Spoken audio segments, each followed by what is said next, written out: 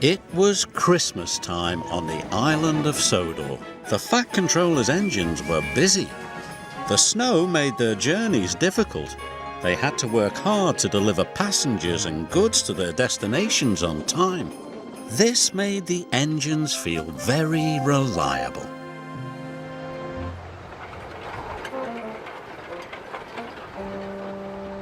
Elizabeth pulled into the fitter's yard with Thomas's snowplow. "I don't need that silly old thing," puffed Thomas. "Stuff and nonsense," steamed Elizabeth. "You can't be a reliable engine if you can't get through the snow."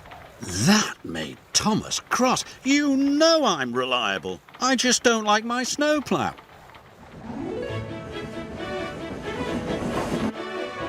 "Elizabeth is rude," Thomas chuffed, "and this snowplow makes my buffers ache." Later, Thomas saw the Fat Controller talking to Elizabeth. "The Sodor Pudding Factory is snowed in. Their Christmas puddings must get to the docks before the ship sails for the mainland." "Let me do the job." "I need you on your line. Besides, Elizabeth knows those roads well. She's very reliable." "I'm reliable too," huffed Thomas. "Apparently not reliable enough," Elizabeth chuffed. Now Thomas was crosser still. The snow was heavy, but Thomas arrived at every station right on time.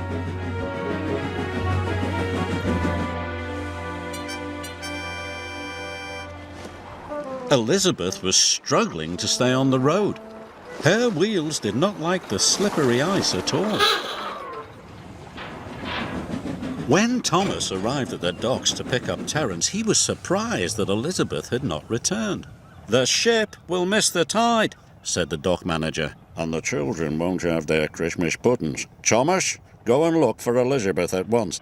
"Yes, sir," answered Thomas. "Perhaps Elizabeth isn't so reliable after all."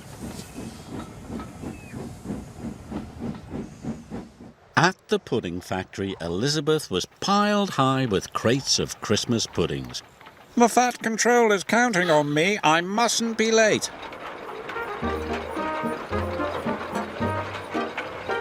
She chuffed onto the icy road. Suddenly, she was on a steep hill. Her driver applied the brakes. Elizabeth slid out of control into a deep snowdrift. Poor Elizabeth.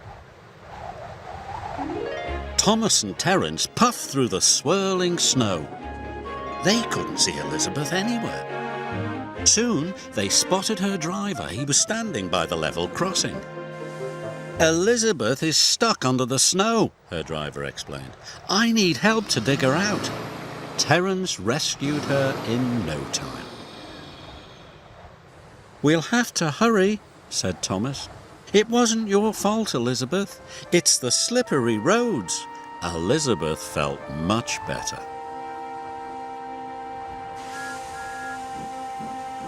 Thomas chuffed and puffed as fast as he could.